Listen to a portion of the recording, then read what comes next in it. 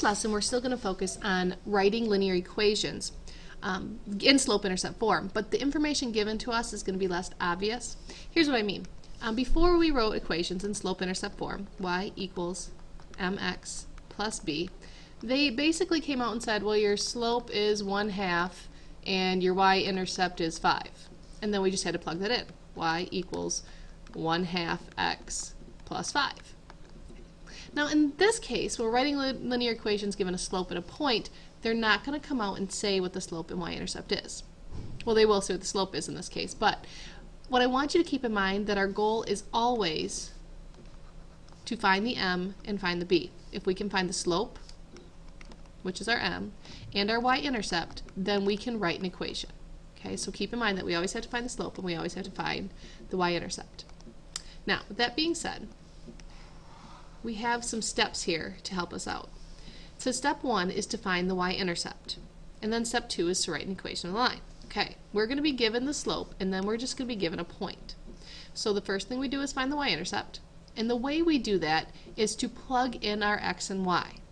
Here's what I mean. We're still using our y equals mx plus b, but let's say they tell us our slope is 2, and then they said it goes through the point 3, 4. Okay. Notice we have all these things represent, or all these things we can substitute in for variables. This obviously is our m, this is our x, and this is our y. So we can plug 2 in for m, we can plug 3 in for x, and we can plug 4 in for y.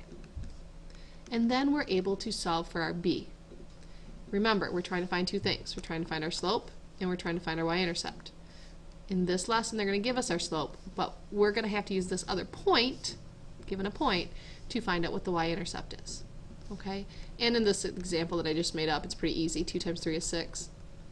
We're solving for b. We have to get rid of the 6. We do that by subtracting 6 from each side, and then we get our y-intercept, our b, is a -2. If you have slope, if you have y-intercept, you can write an equation. Okay? So keep that in mind. You need to find two things. You need to find a slope and y-intercept. Let's look at an example.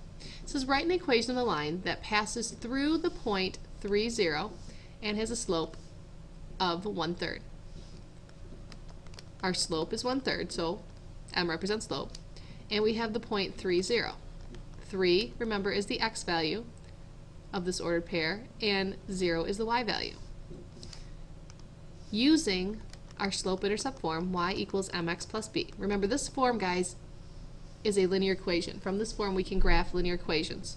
We can graph the solutions to the linear equations. If you have all this information, plug in what you know. I know that my slope is 1/3. I know that my x value is 3. I know that my y value is 0. What I don't know is my b, my y-intercept. But if you simplify and solve this equation, you'll see that these cancel out, and we're left with 1 plus b, and then we subtract 1 from each side. We get -1 equals b. Once you have your m and you have your b, you have your slope and your y-intercept, we can plug them into our slope-intercept form and have an equation. Y equals 1/3 times x plus a -1. Or again, y equals 1/3 x minus 1. Okay. So it's like you just have to do another step than we did in our last lesson. In our last lesson, they came out and said your slope is this, your y-intercept is this, plug it in. In this case, they're stepping back a little bit, and they're saying, okay, I'm still going to give you your slope, but now just a point. You have to figure out your y-intercept. Again, using our slope-intercept form, though, we're able to write these equations. Okay, and again, these are equivalent equations, just one is plus and -1 is minus. Okay? So we'll get one more example. It says write an equation of the line that is parallel to the line y equals -3x minus 2 and through the point 3, -4. To write an equation in slope-intercept form, you need two things. You need your slope, you need your y-intercept. So, let's see if we can find any information from what's been given to us. This is the equation of a line, and they want us to write an equation for a line that is parallel. What do we know is true about parallel lines? if the slope of this line is -3, what will be the slope of a parallel line?